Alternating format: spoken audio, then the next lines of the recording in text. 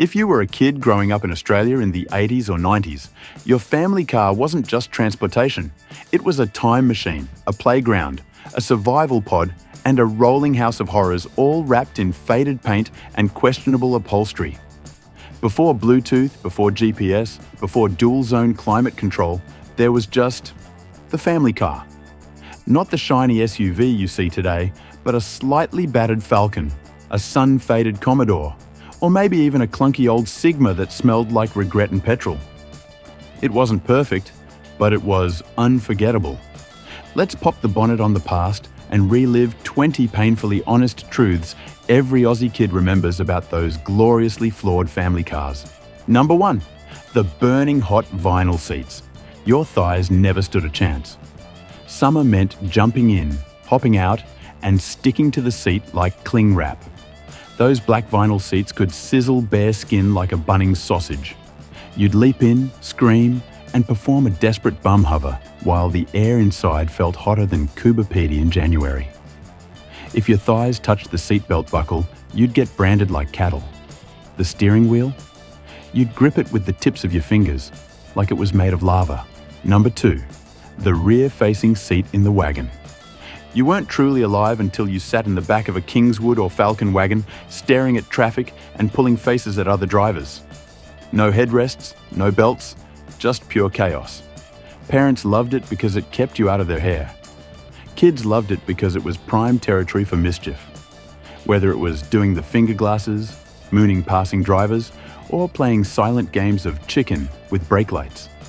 The occasional wave-off from a truckie was a badge of honor. Number 3. The smell of petrol, pine trees, and hot plastic. The sacred scent of every Aussie family car. Stale fuel, sun-baked dashboards, and an air freshener shaped like a tree that stopped working in 1982. Add in the aroma of old minties, hot vinyl, mouldy carpet, and a hint of spilt milk from last year's camping trip, and you had a truly unforgettable bouquet. That smell stuck to your clothes, your school bag, and your soul. And if it rained, the windows fogged up and the wet dog smell only intensified. Number 4. Winding down the windows manually. Before electric buttons, winding down the window took effort, coordination, and sometimes a bruise. And if the mechanism broke, which it did, you were stuck with a 2-inch gap letting in a gale, or nothing at all. It was a proper upper body workout just to get a breeze going on a summer afternoon. Number 5. The massive fold-out maps in the glove box. No GPS, just maps bigger than the bonnet, folded like origami, and full of arguments between mum and dad. The Melways, or UBD, was sacred. Pulling over to unfold it meant guaranteed drama. No one ever found the right page the first time, and half the streets were already renamed. Refolding it, forget about it. That was a game of patience, frustration, and tears that could put Lego assembly to shame. Number 6. The Cassette Collection in the center console.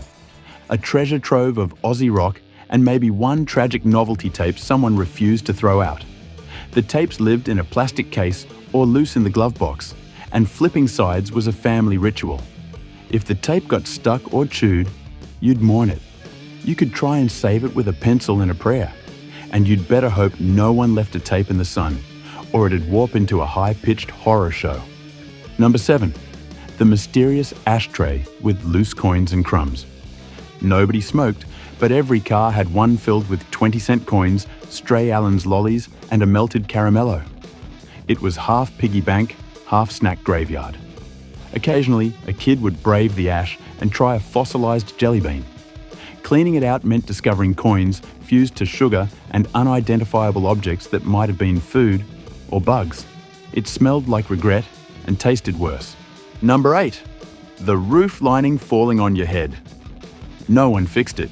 You just ducked and let the saggy fabric slowly descend like a parachute of neglect. Some families went creative. Thumbtacks, pins, or even staple guns. Kids in the back seat wore it like a crown of shame, pressing it up during corners like a team effort. If you were tall, you got to inhale its musty wisdom. Number 9. The epic battle for the front seat. Called shotgun you'd better back it up. That seat was sacred territory and the cause of many backseat wars. Calling it too early was illegal. Fighting for it too loud meant no one got it. It was a democracy of chaos. If you were the oldest, you had privileges. If not, prepare to argue all the way to Macca's.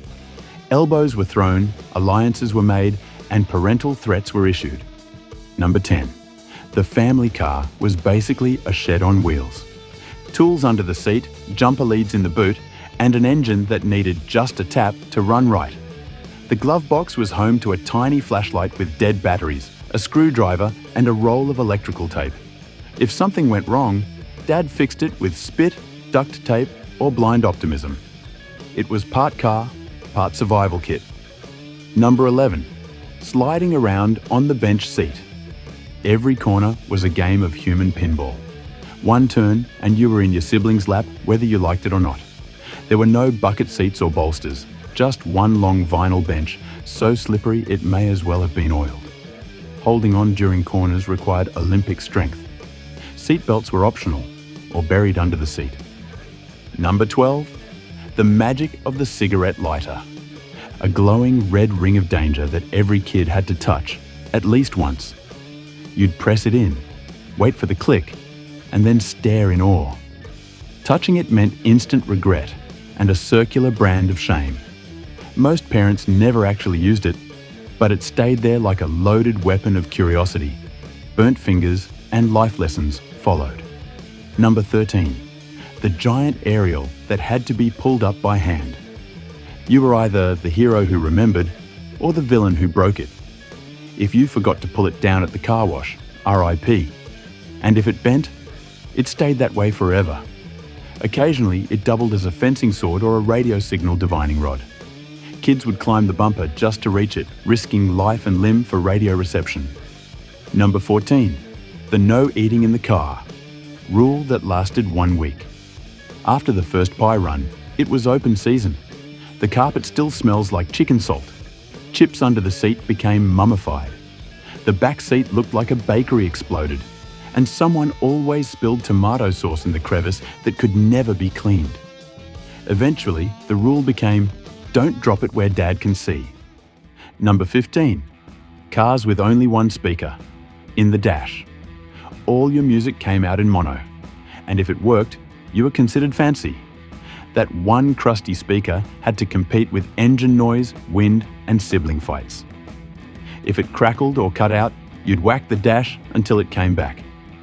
Your musical taste was dictated by Dad's mixtape and Mum's tolerance. Number 16. The door lock pegs that you had to push down by hand. Everyone remembers the heart attack moment. Click. Where are the keys? Manual locks were chaos. You'd lean over to lock all the doors and someone would always forget one. Kids learned to escape like ninjas. There was always a sibling whose job it was to check all the pegs, and someone always got locked out. Number 17. No aircon? Just open the quarter window and hope for the best. Those little triangle windows blasted air like a leaf blower, hot, dusty, and full of bugs. They were the poor man's climate control. If you angled them just right, they'd shoot 100 km/h wind directly into your eyeball. They also made your hair look like you'd been in a wind tunnel. Number 18. The hidden car key under the bumper. So secret that every bogan and burglar in Australia knew about it. Magnetic key holders under the wheel arch or bumper were standard, until the day it fell off or someone stole it and your family car was gone forever. It was Aussie security at its finest. Blind trust and a lot of hope. Number 19. The annual family road trip equals survival test. No iPads, just sunburn, arguments, mystery meat sandwiches, and 6 hours of "Are we there yet?" The journey was brutal.